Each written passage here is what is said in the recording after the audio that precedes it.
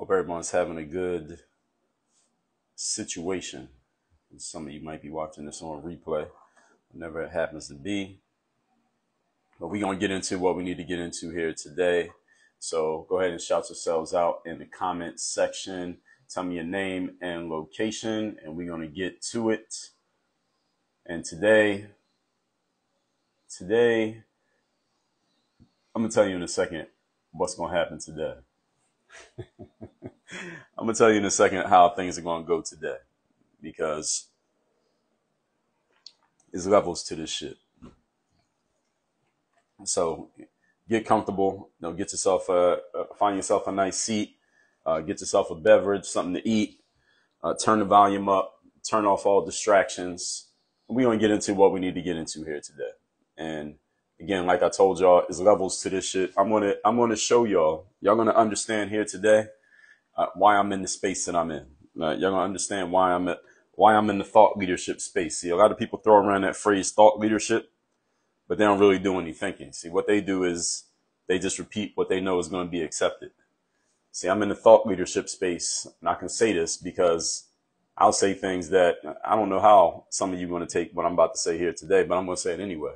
All right, that's how I got to the space that I'm in. That's why you see these publications behind me, because I'm actually saying something that I'm saying through my own leadership, not what I see everybody else saying. All that said, let's get into it. For those of you who don't know me, maybe some of you who are new, maybe some of you who know me, maybe you think you do. You might not know that much about me. Let me introduce myself or reintroduce. My name is Dre Baldwin. Many know me as Dre all day. I'm a former 9-year professional athlete. I'm the author of 31 books, including the books these are my books that you can see behind me. I'm the creator of this whole brand framework philosophy called Work on Your Game. It's all about taking the mental tools, aspects, attributes, traits, and strategies to help athletes get to the top 1% of sports and applying those tools at work and in everyday life. And that's what we are here for today. We're going to talk about some current events, 2 specific things that I want to talk about, and maybe some other stuff will come up. If you have a question, comment, concern, complaint, criticism at any point from anything that I say, I'm open to it. As long as you're respectful with it, go ahead and post it in the comments for wherever you're at. I got Facebook going over here, Instagram going over here. You can shout yourselves out on either one at any time. You got the link to my daily motivation text right there, or at least the number. Let's first talk about the Sports Illustrated swimsuit issue cover.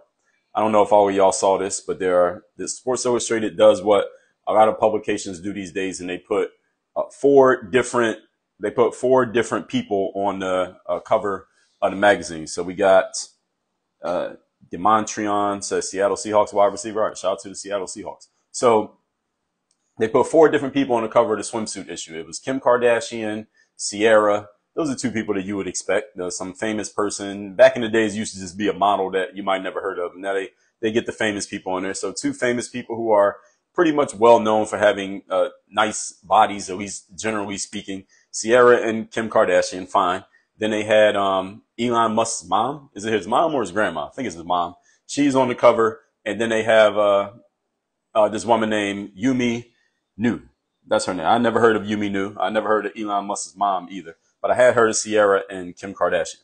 Now, the reason why this is a current event, the reason why this is even a story is not because they put these women on the cover and Sports Illustrated put the issue out, but because, first of all, Jordan Peterson came out with a comment and said, this woman, referring to Yumi Nu, she's Japanese and she's mixed Japanese and something else. I don't remember what the other thing is, but I never heard of this woman before, but they put her on the cover of the magazine. Apparently she had been in the issue before, but not on the cover.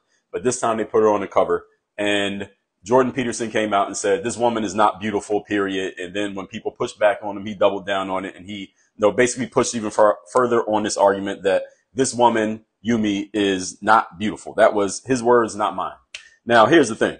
I said this on Twitter when the issue actually came out. I'm actually going to read to you what I said about this woman when the issue came out, so y'all know exactly.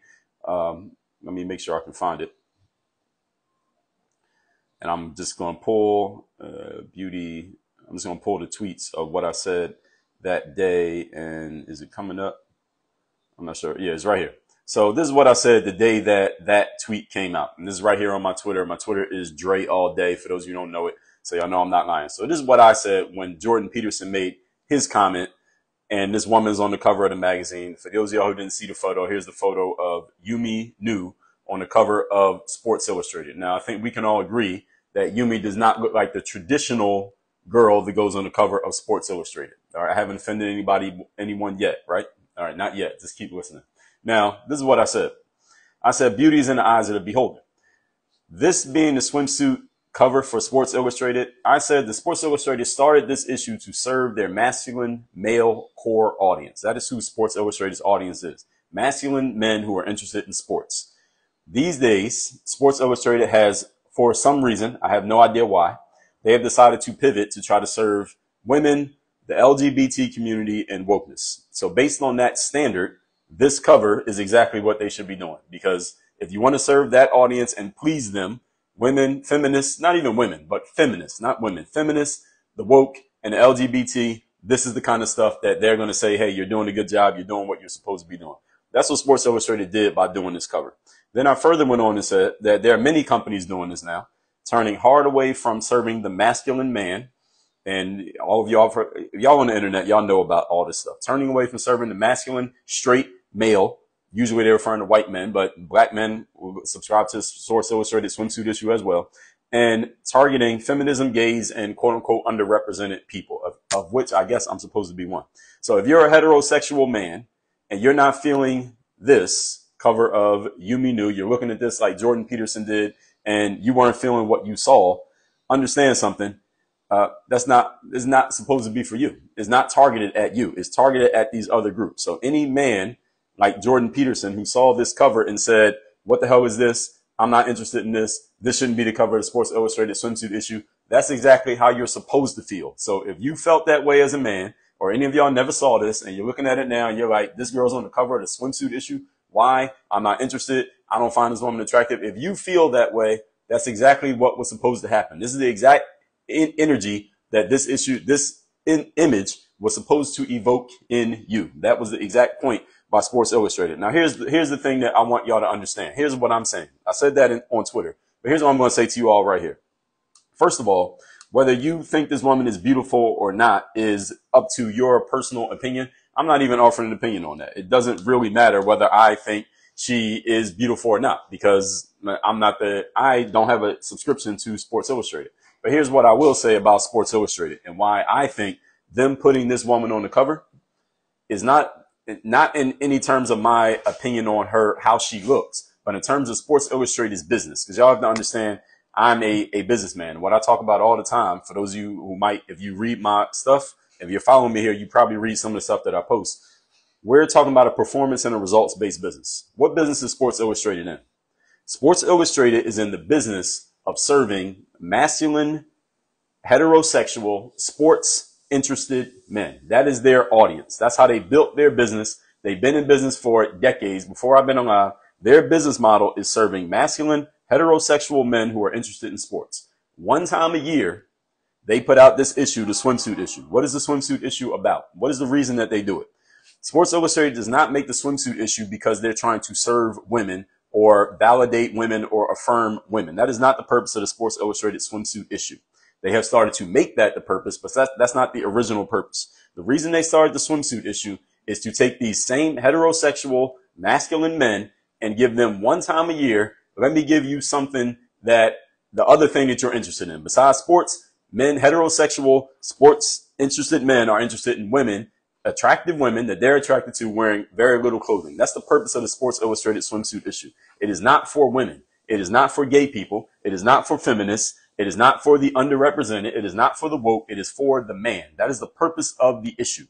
So for decades, Sports Illustrated has built their brand of this swimsuit issue once a year, and they made it into a brand. The issue itself is a brand within Sports Illustrated, to where it's a big deal to be on the cover. So for Kim Kardashian to make the cover, or whatever models back in the day to make the cover of this, Tyra Banks back in the day, to be on the cover of Sports Illustrated swimsuit is kind of like to be in the Victoria's Secret fashion model show. And it's a brand. That issue itself is a brand in itself within the brand. So for Sports Illustrated to put this woman on the cover and to be, I don't think Sports Illustrated has actually said anything in defense of this. It's just been everybody else, people like me and you talking about it. I don't think Sports Illustrated said anything once this image came out. For Sports Illustrated to put this woman on the cover Here's what I'm going to say, and then I'm going to explain it. This is a bad business move by Sports Illustrated. This image is a bad business move by Sports Illustrated. And if you heard what I just said, you should understand why, but I'm going to explain it anyway, just in case you don't get it. The reason why this is a bad business move is because Sports Illustrated's brand, they have already established. Your brand is the idea that you occupy in the mind of your audience. That's what a brand is. That's all it is. You burn a certain idea into the mind of your audience. This is what I'm about. This is what I bring to the table. Sports Illustrated's swimsuit brand is the Kim Kardashians and the Sierras and the one of the other Kardashian girls, or name any other person who's like a model and they show off their body and their brand and their business. And the reason people know them and like them and look up to them is because they look good in a bathing suit, and everyone's interested in how they look in a bathing suit. A Beyonce type, or who's somebody else, Scarlett Johansson, people like that. I don't follow these people, but y'all know what I'm talking about. Those type of women, that's what Sports Illustrated swimsuit brand has established themselves as. That's what the men expect from them. And that's why the men, who are their core audience, pay for Sports Illustrated. That's why they come to the issue for that. So for Sports Illustrated to put this woman on the cover of the magazine is going against the expectation of their audience. You're not giving your audience what they want. So if you come out giving your audience something completely different than what you have established as an expectation, that's a bad business move.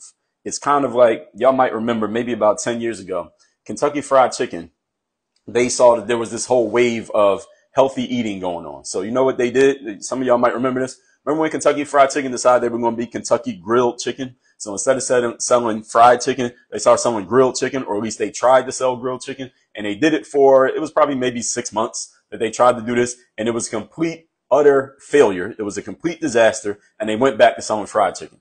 It'd be like if McDonald's decided that they're going to just focus on salads instead of Big Macs and fries. It goes against what they have built as an expectation for their brand, especially when your company has been around for decades and been doing what you're doing successfully. So while I understand that there's a whole woke feminist movement these days that, okay, well, we don't have to say that beauty means you look like Kim Kardashian or you're skinny like Sierra, that you can be beautiful, however you define the word, by looking like this. I know there are some of you who are looking at this and saying, hey, this is beauty too. She can be beautiful. I actually think she's very pretty in the face, to say nothing about her body. Then many of you are saying, all right, this can be beauty too. This is another standard of beauty. Just because somebody's not skinny like a light pole doesn't mean that they can't be beautiful and attractive. And listen, I'm sure there are some people in the world, again, saying nothing about my personal opinion, there are men in the world who look at this and they are attracted to this. Because listen, there are men who look like this in bathing suits too. Let's keep it real, right? So there's somebody for everybody on the planet. However, if your brand is like Kentucky Fried Chicken, if I want some fried chicken, the first thing I'm thinking is, let me go to KFC and get me some fried chicken. I don't want to walk in there and buy grilled chicken. If I want grilled chicken, I will go somewhere that sells grilled chicken. I don't want to go to KFC for grilled chicken. I don't want to go to McDonald's for a damn salad. I don't go to Dairy Queen to get a cheesesteak. I want to go to the place. I want to go to what you have established yourself as. If you tell me that the Sports Illustrated swimsuit issue, again, they've been around for 50, 60, who knows how long they've been doing this issue. It's these slender women who look like runway models, Kim Kardashian, Sierra types. That's what I want. Once a year, send me that magazine. I'm a subscriber to you, Sports Illustrated. What I really care about 52 weeks out of the year is sports. Tell me what happened in golf, basketball, football, baseball, hockey. Tell me what's going on in sports, and I want to read the articles. That's what Sports Illustrated is. But once a year, send me that issue that shows me the girls. That's what I want every year. Just send me the issue that shows me the girls every year, and they have established these are what the girls look like. These are the models. They're in the swimsuits. This is what they look like. So this one time they decided, okay, well, look, this is a new standard of beauty. And this is the problem with it all. It has nothing to do with the fact that there may be some people who work at Sports Illustrated who think that this is an accepted form of beauty and it should be accepted and everybody should accept that. That's not the issue. The issue is if your core customer wants A, and you say to your core customer, you know what, I'm not giving you A anymore, even though you've been paying me for it for 5 decades. You know what, now I'm going to give you B, C, D, E, and F, and you need to accept it and like it and don't question me about it. That is bad business. So this is a very, very bad business move by Sports Illustrated because they're not giving their customers what they want. Now, Sports Illustrated was just coming out today, and they were brand new, and they said, all right, we're just going to put this on the cover of the magazine, and this is what it is. It will be completely fine. The reason why this is a bad business move is because Sports Illustrated has decades of track record of what the women look like when they go on the cover of that magazine, and this is not it. That's why this is a bad business move. Now, whether you think she is beautiful or not is your personal opinion. As I said, beauty is in the eyes of the beholder. And as I said, there are men out there who are interested in this. There are men out there who are interested in this. I see women, look, I live in Miami. I see women dressed like this on the beach all the time, and they ain't always by themselves. There are men out there for this. I'm sure if you go on one of those dating apps, Tinder or Bumble or something like that, women dressed like this, who put a picture up like this, they get some swipes too. All right. It ain't just all the Kim Kardashians. Again, there's somebody for everybody on this planet. So I'm not knocking this woman at all. She made the cover. Sports Illustrated decides who goes on the cover. They want to appeal to LGBT, feminism, and wokeness. All good. But as far as their business goes, this is a bad move because their core audience does not want this, because they have already told their core audience what you're going to get every year, and this is not it. So with all that being said, that's what I got to say about the Sports Illustrated swimsuit issue. So we started on a lighter topic. Now let's get into a heavier topic. We're going to talk about what happened in Texas.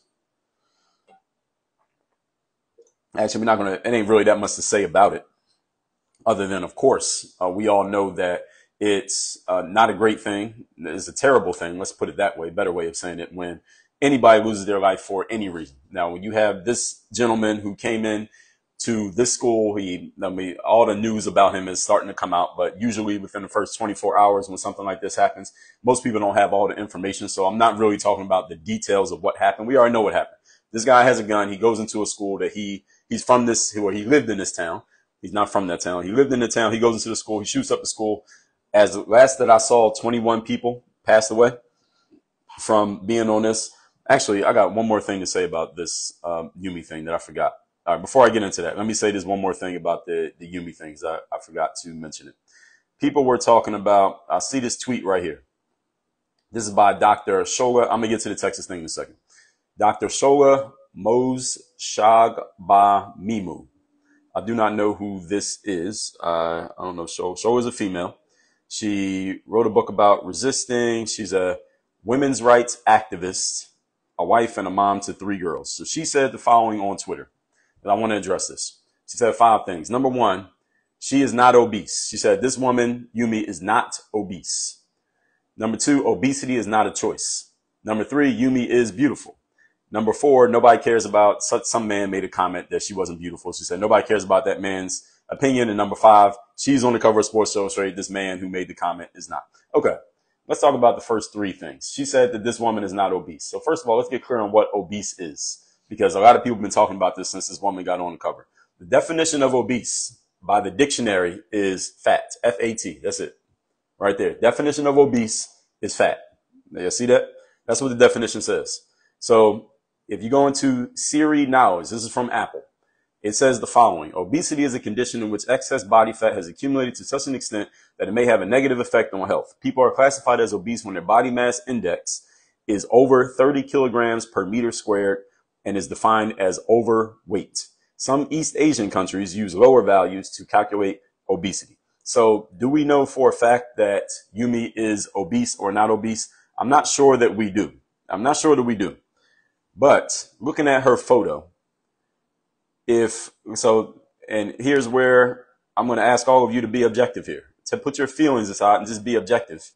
If you were on the beach and you saw this woman laying there, and I said to you, all right, you don't know this woman, you never heard of her before, just be honest with me. Is that girl fat? Yes or no? Your answer is what? If you were on the beach, South Beach, Fifth and Ocean, and you saw this woman laying on the beach on a towel, I'm not asking you to say anything negative about her or be negative towards her or attack her or anything. If I said, is that girl fat? Yes or no? Your answer is what? The definition of obese, it says in the dictionary, it says fat. Is this girl fat? Yes or no? This is my question to everybody, males, females, feminists. If we got anybody LGBT who's watching this, is this girl fat? Yes or no? Give me some questions. Give me some answers, people. Is this girl fat? Brandon on Facebook says yes.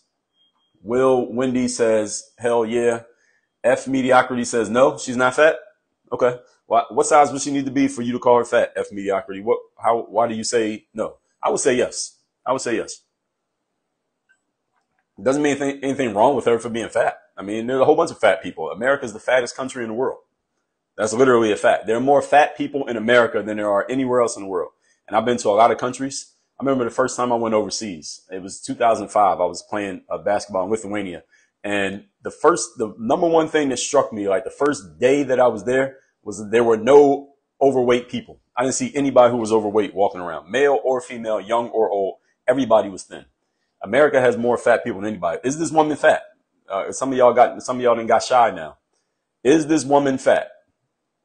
If you saw her on the beach and you didn't know who she was, and I just said, is that girl fat? Yes or no? Objectively, your answer is, I would say yes, she's fat. I would say she's fat. Now, do I know if she's technically clinically obese? No. But eyeballing her, and I heard that she's pretty tall. They said that she's close to almost 6 feet tall. Even at 6 feet tall, I'm 6'4".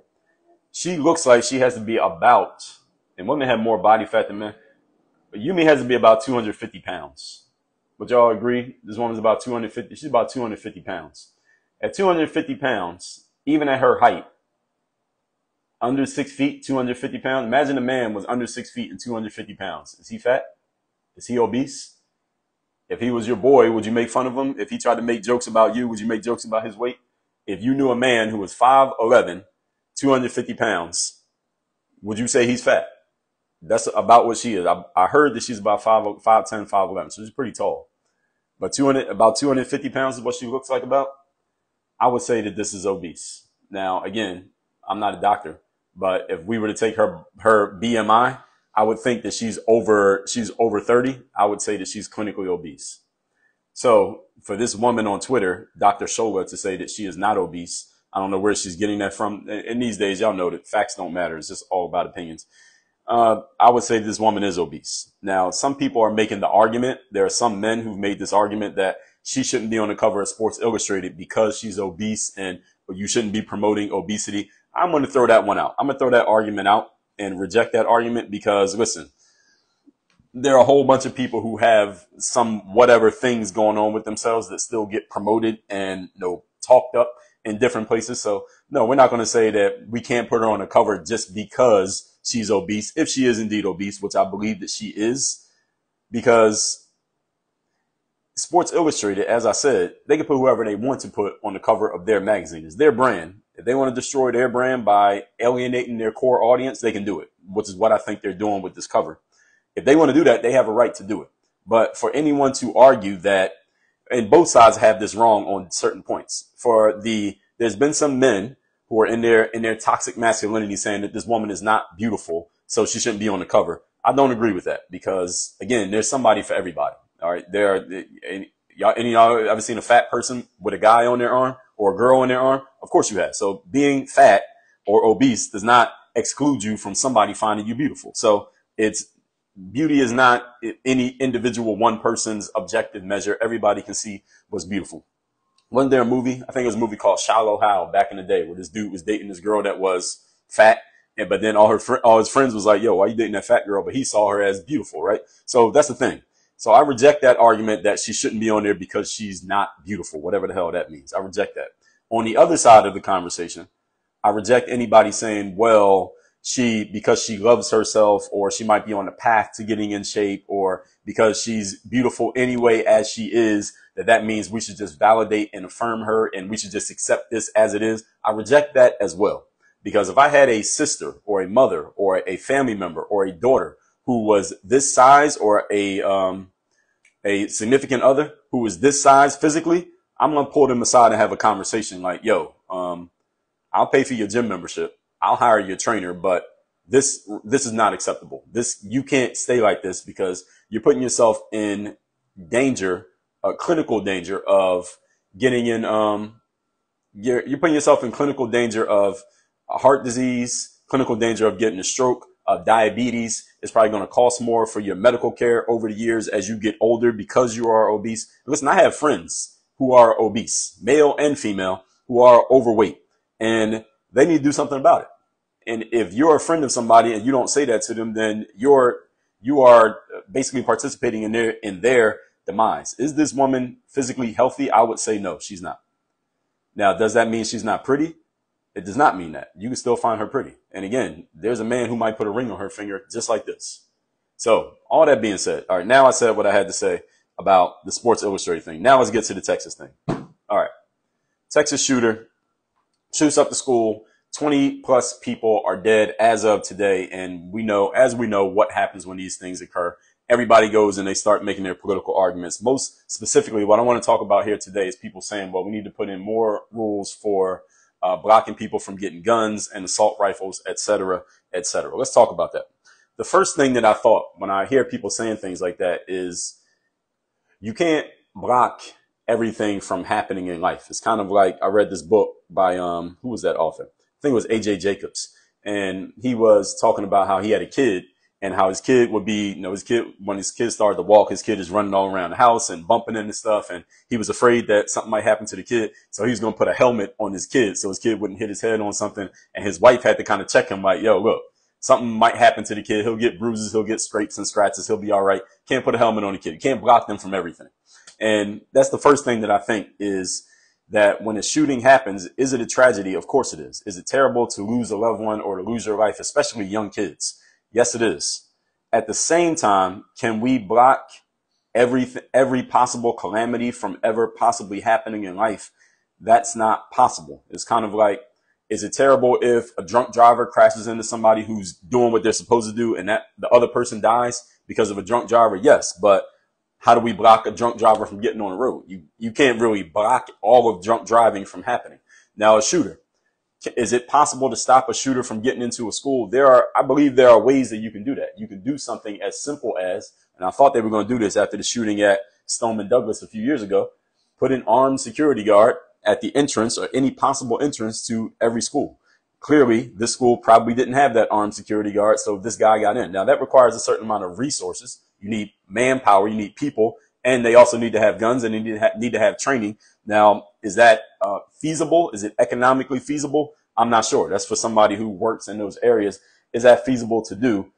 I don't know. But is that a possible, is it not even a solution? Is it a possible way to stop or block more things like this from happening? Yes. Another thing that I have to say is that we have to make sure that we as rational, objective humans, and some people may think this is an insensitive thing to say, but when some kind of tragedy like this happens, this is kind of like a black swan situation. Any of you read Nicholas Nassim Taleb's book, Black Swan?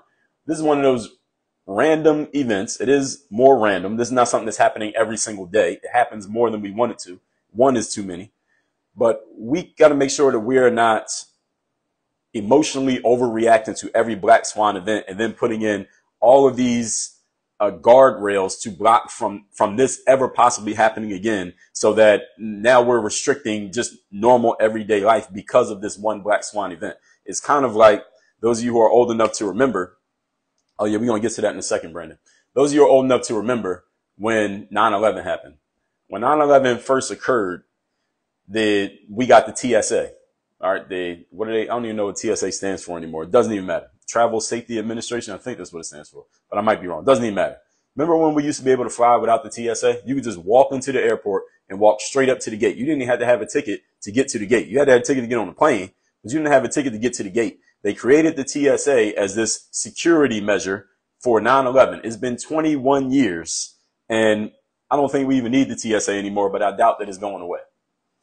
They created that as an overreaction to what happened on 9/11, when 9/11 was literally a black swan, not literally. It was a black swan event. Well, by Taleb's description, it was literally a black swan event, a random thing that occurred. But now we have these safeguards, quote unquote, in place to block that from ever happening again. And this is what we do. This is what happens with people, is that we get emotional over some random event that's a tragic event, and then we do all these drastic measures to block that thing from ever possibly happening again. But in the process of doing that, we start blocking some of our normal stuff that had nothing to do with that situation. This one being the case. Now people are talking about, well, we need to get rid of guns. We need to put in more, not get rid of guns, but we need to put in more measures to keep people from getting certain types of guns, like assault rifles. Because this guy, when he did the shooting, he had an assault rifle. So to block people from getting the assault rifle, which is, and this is where the argument comes in, this is a restriction on the Second Amendment. Now let's talk about the Second Amendment. The Second Amendment, in short, says that every citizen of the United States has a right to bear arms. You have a right to own guns. You have a right to own firearms. That's what the Second Amendment says. And that's in the Constitution. And even though I'm not a gun shooter, I'm not a hunter, I don't walk around carrying a gun, but I might be lying to you, so don't run up on me.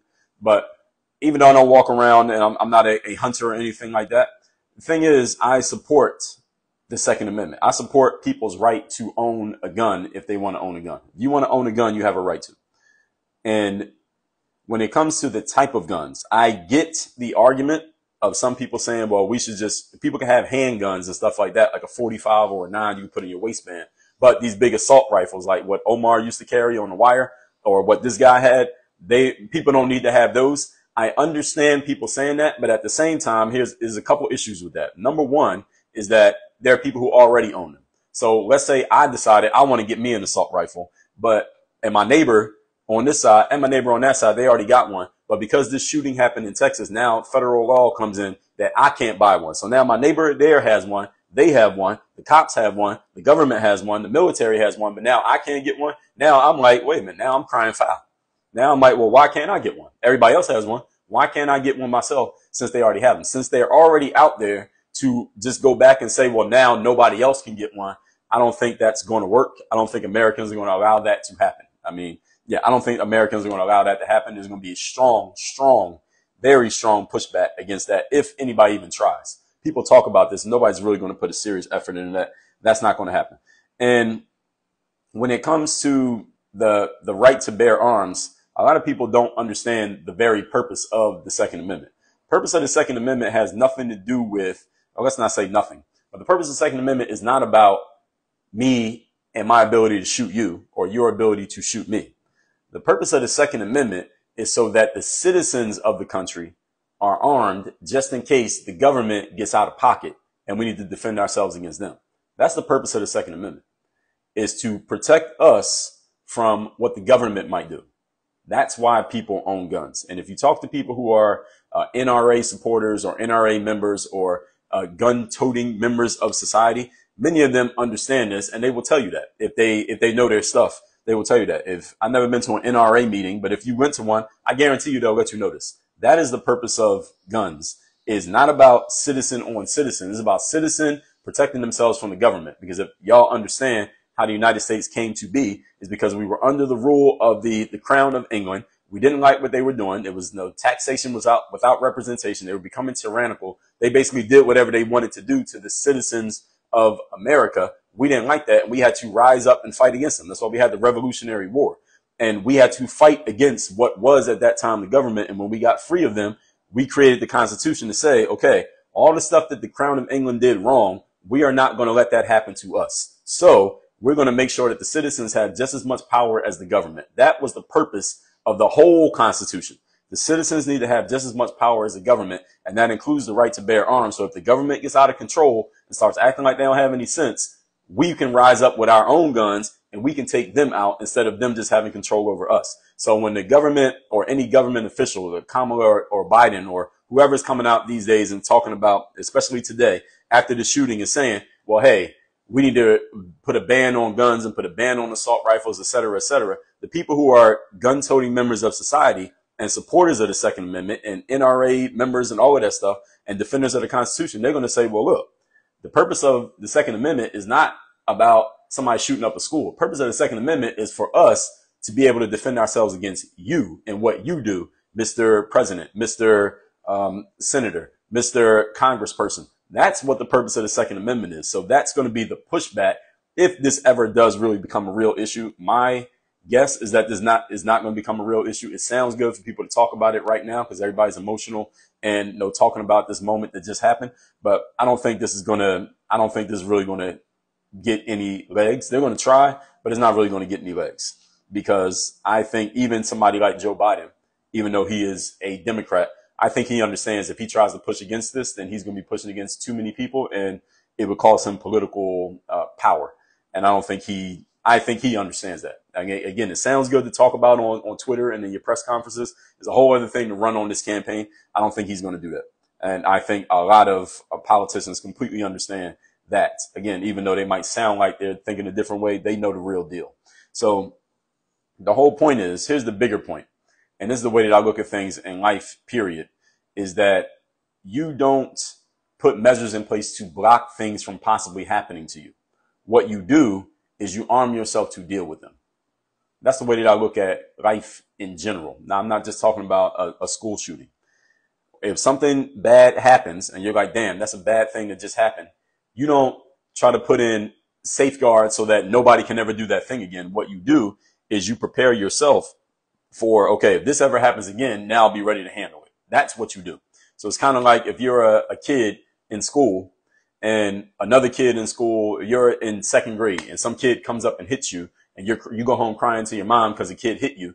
You don't go to the parents shouldn't go to the school and say, hey, that other kid hit my kid. What can we do? What rules can we put in place so that no kid ever hits another kid? That doesn't make any sense because you can't block all of that from happening. You can't stop calamities from possibly taking place. What you do is you go to your kid and say, okay, well, look, that kid hit you and you cried and you didn't like how that felt, right? Okay, so next time somebody hits you, let me take you to self-defense class, or let me take you to boxing, or let's go down in the basement and let's practice. Next time somebody hits you, here's how you respond. You hit them back so that they know that hitting you is going to come with a penalty. So now they're not going to hit you anymore. Now you won't have to worry about that. That's the way that I look at life in general, is that you have to arm yourself to deal with what happens in life, not try to block things from happening in life, because you can't block everything. Again, like the story I was telling you, AJ Jacobs, you can't put a football helmet on your 2-year-old just so they never bump their head. What you do is you watch them, and if they bump their head, they might realize, okay, doing that is going to get me hurt. I probably won't do that again. And again, it's a raw example, but I think all you understand what I'm saying here. Things happen in life, and sometimes bad things happen. And sometimes, God forbid, things happen that people can't come back from, but there's nothing that we can do to block anything from possibly happening to anybody. Is not feasible. So what we need to do is figure out how do we work within the constraints. It's like Thomas Sowell talked about the constrained mindset and the unconstrained mindset is the phrase that he used. The constrained mindset is the unconstrained mindset is like the utopian society. The utopian society is, all right, we just put in these 12 rules, then everything in life will be perfect and nobody will ever be offended and everything's going to work out exactly as it's supposed to work out according to whoever the powers that be are. That's the unconstrained mindset. Thomas Sowell talks about the constrained frame of mind, which is understanding that all human beings are flawed. We all make mistakes. None of us is perfect. We are all mere mortals. Bad things happen. Bad days occur. People make bad decisions. We do things that we're not supposed to do. Therefore, we need to create rules and laws that factor in the fact that we're not perfect. That's the constrained mindset. Understand that we have to constrain ourselves because of our imperfections, not try to make rules that assume that we're all perfect, that presuppose everybody's going to do everything that they're supposed to do. It doesn't work that way. We're human beings. All of us are mere mortals and none of us is perfect. So there are no set of rules. There's no perfect set of rules going to make everything work out in a utopian way. So what we need to do is create rules that factor in the fact that we are incapable of being perfect. So that's the way that I see it.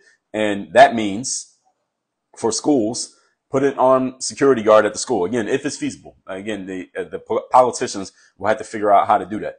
People, get your guns. All right. You have the Second Amendment grants you the right to have a gun. Just like you're granted the right to vote, you're granted the right to free speech. You use that.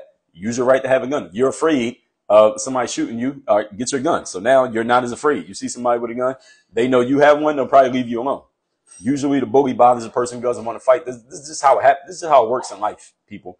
And this is just the way that I see it. So as far as the shooting in Texas, I'm sure there's more information and details that will come out over the next weeks and months.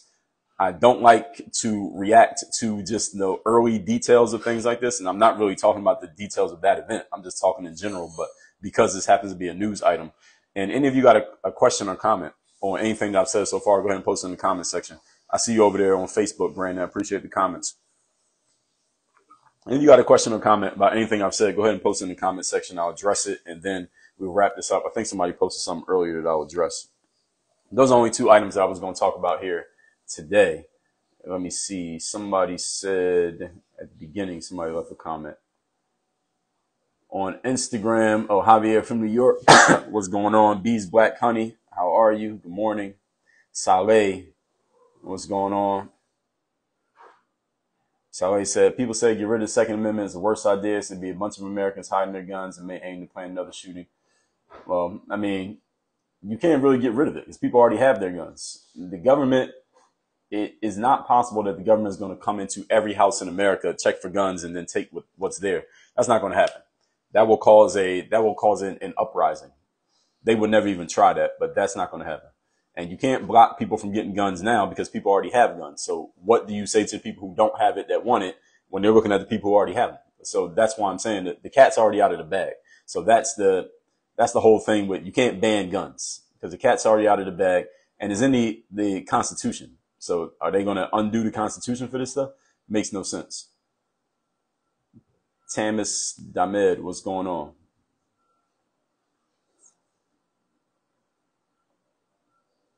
So I asked F mediocrity. I was saying, why'd you say you wouldn't say that woman is fat if I was just asked you objectively? But they didn't respond. So I don't know. They might not be on here anymore. Bees Bite, Honey, Banana Hands. Oh, that's from the movie. I don't even remember the movie that much. You remember it better than me. I just remember the movie itself, how he thought the girl was like a 10, but all his friends thought she was fat and not attractive, but he thought she was. Which means there's somebody for everybody. That was the point. All right, so nobody else posted a comment. So we will wrap this up, everybody. I will put this video up on YouTube. I don't know if I'm going to keep it on IG. Instagram might not like this video, but I'm going to keep it up for now. That's that, everybody. Appreciate your attention. Oh, yeah, daily motivation. Text me at that number. You get my daily motivation every day, 305-384-6894. And I might do more, guys, where I talk about current events, as long as there is a current event that I feel so inclined to talk about. Otherwise, we might go to the evergreen content. You never know. Just stay tuned. You never know what I might cook up. I got a lot of ideas. Let's get out of here. Work on your game. Yeah, shower how. I remember that. Work on your game, y'all. We out of here.